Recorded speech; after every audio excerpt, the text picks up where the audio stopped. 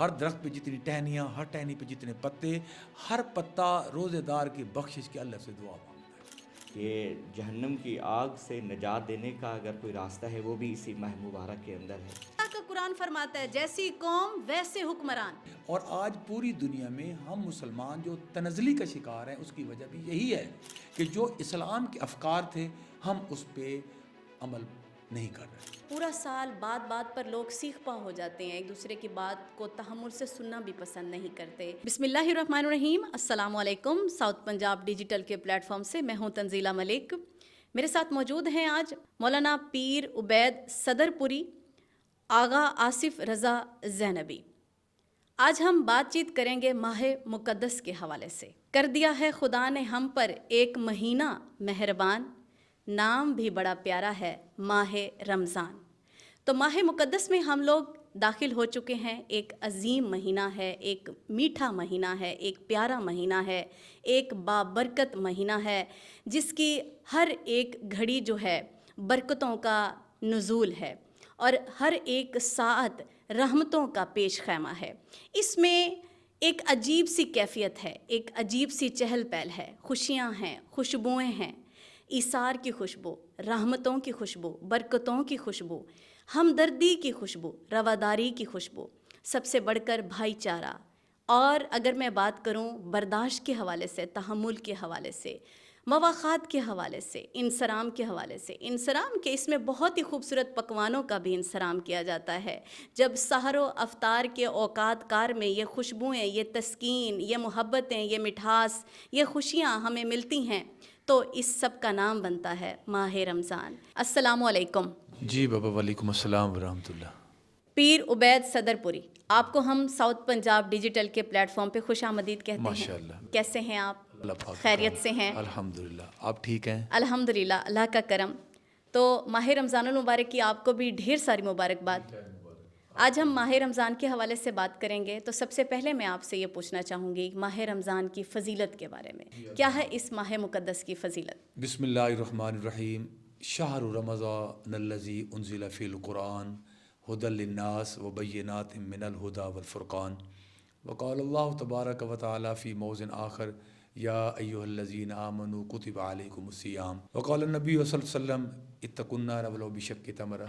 یہ مہینہ ویسے تو اس کی ایک ایک گھڑی رحمتوں سے، اللہ تعالیٰ کے انعامات سے، بیش بہا خزانوں سے بھری ہوئی ہے۔ رمضان المبارک کی ایک گھڑی کی عبادت کوئی پورا سال بھی کرتا رہے تو ایک ساتھ کو بھی نہیں پہنچ سکتے۔ ابھی یہ ماہ مبارک کا چاند نہیں آتا، اللہ پاک تمام مسلمانوں کے لیے اپنی جنت کو آراستہ کر دیتے ہیں۔ تمام وہ بہکانے والے انسانوں کو شیاطین قید کر دیے جاتے ہیں، اللہ تبارک و تعالیٰ دوزخ کو بند کر دیتے ہیں۔ یہ وہ ماہ مقدس ہے کہ جس کے آنے پہ اللہ پاک نے کائنات میں 71% پانی بنایا اور 29% خشکی ہے۔ 71% پانی کی جو آبی مخلوق ہے، مچھلیاں، وہ سحری کے وقت سطح سمندر پہ آ کے اللہ سے التجا کرتی ہیں، اے اللہ ہم چاہے تیرے پانی کی ایک ادنی سی مخلوق ہیں، مگر تیرے ماہ مبارک میں آنے میں ہمیں یہ خوشی کہ آج جتنے لوگ سحری کریں ہم دعا کرتی ہیں آپ ان کے گناہ معاف فرما دو۔ اللہ پاک کہتے ہیں جاؤ مچھلیوں، میرا آپ سے وعدہ ہے آج جو بھی میری رضا کے لیے روزہ رکھے گا میں رب ان کے گناہ معاف فرما دوں گا۔ یہ اعزاز صرف ماہ مقدس کو ہے۔ اسی طرح بیانی جب آپ افطاری کے وقت بیٹھتے ہیں، اس وقت آپ جو بھی دعا کرتے ہیں اللہ کی رحمت کے فرشتے آپ کے آس پاس موجود ہوتے ہیں، وہ آمین کہتے ہیں اور خدا قبول کرتا ہے۔ اور پھر یہ صرف آپ دعا نہیں کر رہے۔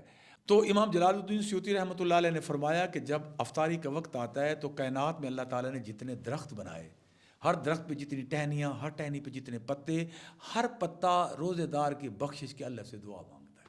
ایون کہ رات کے وقت پوری کائنات میں اللہ نے جتنے پہاڑ بنائے، پہاڑ میں جتنی چٹانیں، ہر چٹان میں جتنے کنکر، ہر کنکر میں جتنے ریزے، ہر ایک ریزہ اللہ تعالیٰ سے روزے دار کی بخشش کی دعا طلب کرتا ہے۔ یہ ماہ مقدس آپ کے لیے جنت کے گھر لائے، اللہ کے انعامات لائے، آپ کو اللہ کے قریب کرنے آئے، بلکہ آپ کے دلوں سے گناہوں کا زنگ اتارنے آئے، یہ خدا سے آپ کی صلح کروانے آئے، یہ تو آپ کو مدینے کا راستہ دکھانے آئے۔ اور یہ آپ کو دین کا ایک درس دوبارہ جو سال میں ہمارے دلوں میں گناہوں کا میل زنگ کبھی بغض کی صورت میں، کبھی کینے کی صورت میں، کبھی حسد کی صورت میں، کبھی چغلی کی صورت میں، کبھی عدم برداشت کی صورت میں، سینکڑوں ہم 24 گھنٹے اٹھتے بیٹھتے خطائیں کرتے ہیں، تو یہ وہ ماہ مقدس ہمارے دلوں کو دھونے آیا ہے۔ بے شک بے شک بے شک، سبحان اللہ۔ السلام علیکم۔ وعلیکم السلام ورحمۃ اللہ۔ آغا آصف رضا زینبی، کیا حال چال ہے؟ جی الحمدللہ، شکر۔ ٹھیک ٹھاک ہیں؟ ہم آپ کو ساؤتھ پنجاب ڈیجیٹل کے پلیٹ فارم پہ خوش آمدید کہتے جی بہت شکریہ۔ ہیں۔ ماہ مقدس کی فضیلت کے بارے میں آپ کیا کہنا چاہیں گے؟ جی بسم اللہ الرحمن الرحیم، وبہ نستعین وہو خیر المعین۔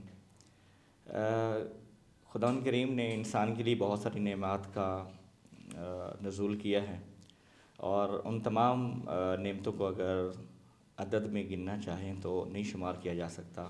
اور میں یہ سمجھتا ہوں جتنی گھڑیاں، جتنی ساعتیں خلاق عالم نے انسان کی نعمتوں میں شمار کی ہیں، ان میں سے سب سے جو اہم ترین نعمت ہے وہ رمضان المبارک کی آمد ہے۔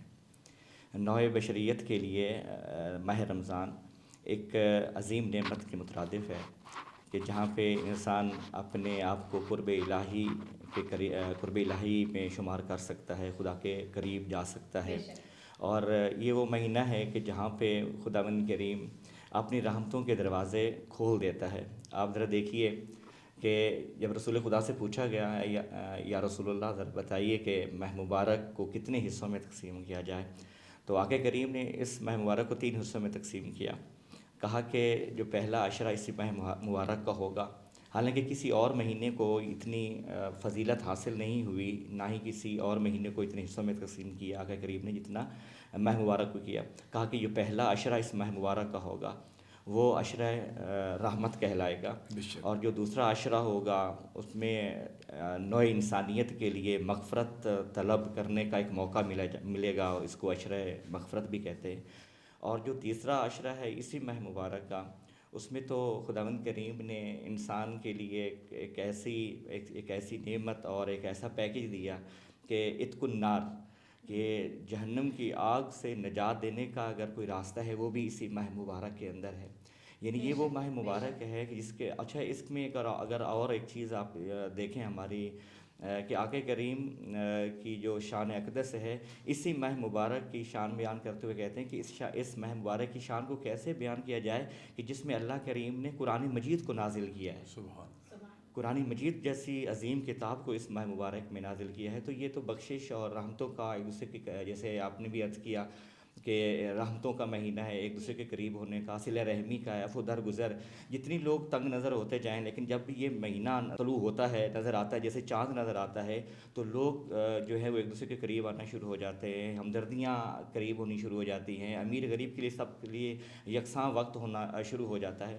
اور اس ماہ مبارک کی برکت اور رحمت کا ایک جملہ اور بھی کہہ سکتے ہیں کہ یعنی یہ وہ مہینہ ہے کہ جس کا فقط چاند دیکھنا، کسی اور مہینے کے لیے بھی چاند دیکھنے کا شاید اتنا حکم نہ ہو کہ جتنا حدیث نبوی میں ماہ مبارک کا چاند دیکھنے کی اہمیت ہے، کہ دیکھیے کل آپ کے لیے ماہ مبارک کا دن ہوگا، اور اس دن کی جو نوید لے کے چاند آنے والا ہے، اگر اس چاند کو اگر آپ خلوص نیت سے دیکھیں گے تو خدا آپ کے گناہوں کو معاف کر دے گا۔ آپ ذرا دیکھیے کہ جس ماہ مبارک کے چاند دیکھنے سے گناہ معاف ہوتے ہیں، پھر اس ماہ مبارک میں روزہ رکھنے کا اجر و ثواب کتنا ہوگا۔ تو یہ تو بہت بڑی اہمیت ہے ہمارے لیے، خوش بختی ہے کہ اللہ نے ہمیں رمضان المبارک ایک دفعہ پھر ہمیں نصیب کیا، اور ہم اس میں سانسیں لے رہے ہیں۔ بالکل جی۔ اچھا مولانا صاحب، ابھی آپ نے فرمایا کہ یہ ایک ایسا مہینہ ہے کہ جیسے ہی یہ قریب آتا ہے تو ہماری جو ہے ہمدردیاں اور ہم ایک دوسرے کے بھی قریب ہو جاتے ہیں، اور امیر غریب کا فرق بھی ختم ہو جاتا ہے۔ آپ نے اس طرح کی بات ابھی کی، تو میں آپ سے یہ پوچھنا چاہتی ہوں کہ کیا صرف اسی ایک مہینے میں ہم نے پریکٹس کرنی ہوتی ہے، یا پورا سال بات بات پر لوگ سیخ پا ہو جاتے ہیں، ایک دوسرے کی بات کو تحمل سے سننا بھی پسند نہیں کرتے، اور جو عدم برداشت آج کل ہمارے معاشرے میں بہت زیادہ اپنی جڑیں مضبوط کر چکی ہے، عدم برداشت کو کیسے ختم کیا جائے، مسلمانوں میں ہم آہنگی کیسے پیدا کی جائے، اور صرف کیا ایک مہینہ ہمیں یہ سب درس و تلقین دیتا ہے، باقی پورا سال کیا ہمیں جو ہے یہ چیزیں نظر نہیں آتی؟ ہم آج کہاں پر سٹینڈ کر رہے ہیں؟ آپ دیکھیں کہ سوشل میڈیا کا بے شک زمانہ ہے، دور جدید ہے، دور حاضر ہے، لیکن اس کے باوجود بھی چھوٹی سی بات بھی کوئی برداشت نہیں کرتا کسی کی، اور کچھ پلیٹ فارمز پر تو ہمیں یہ بھی دیکھنے کو ملتا ہے کہ بڑے چھوٹے کی تمیز اور وہ جو رواداری، رکھ رکھاؤ، ایک مان، ایک بھروسہ، ایک جو ہم اپنے اساتذہ کرام سے چیزیں سیکھتے ہیں وہ ہمیں عملی طور پر کہیں بھی نظر نہیں آتی. اس حوالے سے آپ کیا کہیں گے؟ بہت اچھا نقطہ آپ نے اٹھایا ہے کہ حالانکہ یہ ماہ مبارک ایک جز ہے اسلام کا. حالانکہ اسلام تو اجتماعی طور پہ یہ کہتا ہے کہ آپ کے اندر جو برداشت ہے، عفو درگزر ہے، یہ تو اسلام کی روح کے اندر یہ چیزیں راسخ ہے. لیکن ستم ظریفی یہ ہے کہ معاشرہ سازی کے اندر وہ ایک پست ذہنی اس کو سمجھ لیں آپ کہ جس کی وجہ سے لوگ دور ہوتے جا رہے ہیں. حالانکہ ہونا یہ چاہیے تھا جیسے اسلام کی جب ہم پیروکار ہیں، ہم تو شکر ادا کرتے ہیں کہ ہم اسلام کے پیروکار ہیں، اور اسلام ایک ایسا باضابطہ اخلاق ہے اور ایک ایسی راہ ہے کہ جو وحدانیت کی راہ دیتا ہے. اور وحدانیت مطلب ایک نہ اس میں آپ دیکھیے اگر رسول خدا کا خطبہ حجۃ الوداع اگر آپ دیکھ لیتے ہیں ہم لوگ تو اس میں تو ساری چیزیں آ جاتی ہیں کہ رسول خدا فرماتے ہیں کہ ہو سکتا ہے یہ میری زندگی کا آخری حج ہو اور میں آپ تمام کو وحدت کا درس دے رہا ہوں. آپ یہاں پہ کالے گورے پہ کوئی فرق نہیں ہے، عربی عجمی کے درمیان کوئی فرق نہیں ہے. لیکن جو میں نے عرض کیا ہے کہ ماہ مبارک کے اندر تمیز ختم ہو جاتی ہے، یعنی وہ تمام تمیزیں جو امیر اور غریب کے درمیان ہے یہ چیزیں ختم ہو جاتی ہیں.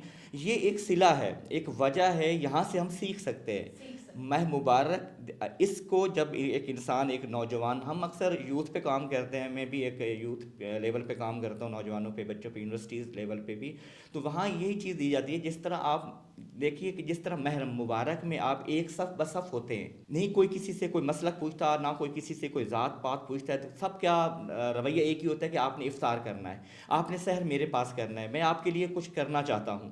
تو ان نوجوانوں کو پھر اور ملت کو یہی کہا جاتا ہے کہ جس طرح آپ ماہ مبارک میں اکٹھے ہیں تو آپ نے آگے جو 11 مہینے آنے والے ہیں وہ بھی شہر اللہ ہیں، وہ بھی اللہ کے ہی مہینے ہیں. آپ نے وہاں بھی اس طرح کا برتاؤ رکھنا ہے، اس طرح کی آپ نے اپنے اندر ایک رواداری کا ایک رکھنا ہے. تو میں یہ سمجھتا ہوں کہ ماہ مبارک کو ہم ایک سیڑھی کے طور پر استعمال کرتے ہیں، کیونکہ دل نرم ہو چکے ہوتے ہیں، قلوب انسان کے بالکل منور ہو چکے ہوتے ہیں، اور جو نرم مزاجی ہے وہ قریب آ چکی ہوتی ہے. اور اس لیے پھر ہم اس کو سی ڈی کے طور پہ لیتے ہیں. اور ہونا بھی یہ چاہیے کہ جیسے یہ پلیٹ فارم ہے، اور جیسے آج کا یہ پلیٹ فارم ہے، اور آپ لوگوں نے اتنا ایک عظیم یہ کارنامہ سر انجام دیا کہ دیکھیے کہ جب آپ نے دعوت دی تو آپ نے مسلک دیکھ کر نہیں کی کسی کو بھی دعوت دی، آپ نے یہی کہا ہے کہ آئیے آگے مل کے بیٹھیے اور بتائیے کہ رمضان کیا ہے، بتائیے روزہ کیا ہے، اس کے اندر اتحاد کیسے آ سکتا ہے. اور یہ وقت کی ضرورت ہے اس وقت امت واحدہ ہونے کے لیے. فرقہ یہ بہت الگ سی چیز ہے، فرقہ ہونا ہی نہیں چاہیے. حالانکہ ہونا یہ کیا چاہیے، کوئی کسی سے پوچھے کہ آپ کون ہیں، ہم کہیں کہ ہم امت واحدہ میں سے ہیں. تو یہ رمضان المبارک ایک بہت بڑا پلیٹ فارم ہے ایک امت واحدہ کو برقرار رکھنے کے لیے، ایک دوسرے کو قریب کرنے کے لیے ایک بہت اہم ذریعہ ہے. جی بہت شکریہ، بہت پیاری خوبصورت گفتگو آپ نے فرمائی. پیر عبید صدر پوری صاحب، آپ ہمیں یہ بتائیں گے کہ اب دور جو حاضر کا تقاضا ہے، اب مسلمانوں کو ہم آہنگی پیدا کرنے کے لیے ہمیں اپنا کیا کردار ادا کرنا چاہیے؟ سب سے پہلے بات تو یہ ہے کہ تربیت کا فقدان ہے. آج ہماری تعلیم، دوسرے ادارے ٹیکنالوجی میں کہاں سے کہاں ترقی کر کے پہنچ گئے. علم نے بہت سارا اونچائیاں لے لیں، مگر تربیت کے اعتبار سے ماں کی گود سے جو ماں باپ کو حق ادا کرنا چاہیے تھا وہ بھی نہیں کر رہے. جو ہمارے استاد کو ہماری درسگاہ میں تربیت کے اعتبار سے کرنا چاہیے تھا وہ بھی اپنا حق نہیں ادا کر رہا. تربیت نہ ہونے کی وجہ سے ہماری نوجوان نسل آج بے راہ روی کا شکار ہے. جیسے ابھی علامہ صاحب فرما رہے تھے کہ میں کہتا ہوں برداشت تو رہی نہیں، اس میں بڑے چھوٹے کا لحاظ بھی نہیں رہا، اس میں حقوق العباد بھی نہیں رہا ہے، اس میں ہمسائے کے حقوق ہیں، والدین کے حقوق ہیں، اولاد کا حقوق ہے، کسی معاملے میں بھی. اور آج پوری دنیا میں ہم مسلمان جو تنزلی کا شکار ہیں اس کی وجہ بھی یہی ہے کہ جو اسلام کے افکار تھے ہم اس پہ عمل نہیں کر رہے. بالکل نہ. پڑھتے پڑھتے تو ہم کہیں چلے گئے، ڈگریاں تو لے لیں، مگر عملاً ہم بہت پیچھے. دیکھیں جی، جھوٹ آج ہمارے اندر ہے، ملاوٹ آج ہمارے اندر ہے، ذخیر اندوزی ہمارے اندر ہے، ناپ تول میں ہم کمی کرتے ہیں، پرائس کنٹرول ہمارے پاس نہیں ہے، بلیک مارکیٹنگ نے ہمارے معاشرے اور معیشت کو تباہ کر دیا. اور پھر ہم کہتے ہیں، الزام دیتے ہیں کہ ہمارے حکمران ٹھیک نہیں ہیں، ہماری گورنمنٹ ٹھیک نہیں کر رہی، اقدامات صحیح نہیں کر رہی. सारा कुछ, सारी अलिफ से लेकर ये तक बुराइयां ही उनमें हैं, लेकिन कतरा कतरा से बनता है मिलकर दरिया। लेकिन अगर हम सब एक नेशन, जैसे हम कहते हैं कि हम जिंदा कौम हैं, और अगर हम अपना किरदार अदा करेंगे तब जाकर मामलात मेरे ख्याल से तो। कोई हुक्मरान पब्लिक से ये तो नहीं कहता कि आप झूठ बोलें। अल्लाह का कुरान फरमाता है जैसी कौम वैसे हुक्मरान। तो अब अगर बीइंग ए नेशन, अब अगर हम नहीं सुधरना, तो अगर हमने अब नहीं सुधरना, हमने फिर कब सुधरना है? तो जैसी कौम वैसे हुक्मरान, जैसे हम होंगे वैसे हम पर हुक्मरान मुसल्लत किए जाएंगे, तयनात किए जाएंगे। बिल्कुल बिल्कुल। देखिए जी, कोई भी हुक्मरान आपसे ये नहीं कहेगा कि आप दूध में पानी मिलाएं, जी, आप मसालों में मिलावट करें। हुक्मरान ये तो नहीं कहते आप ज़ख़ीरा अंदोज़ी करें, एक दूसरे का हक खाएं। आप जो आज देखें, बहन का हक जो है वो भाई खा रहे हैं, बहन धक्के खा रही है, अदालतों में कचहरियों में एड़ियां रगड़ रही है, जूतियां घसा रही है, लेकिन कोई फ़र्क नहीं है। सबसे बड़ा मज़हब इंसानियत है। अल्लाह ने फरमाया आप अपने फ़िरके में, मसलक में, मज़हब में आप आज़ाद हैं। तो सबका हिसाब किताब जब रखने वाली ऊपर एक कायनात में एक ज़ात है, हम कौन होते हैं किसी के फ़िरके पर कोई सवाल उठाने वाले? हम कौन होते हैं किसी के मज़हब पर कोई उंगली उठाने? तो है ही हकूकुल इबाद का 75% हकूकुल इबाद है, 25% हकूकुल्लाह है। देखें जी, कायनात के बनाने वाले रब ने अपना हक 25% रखा है।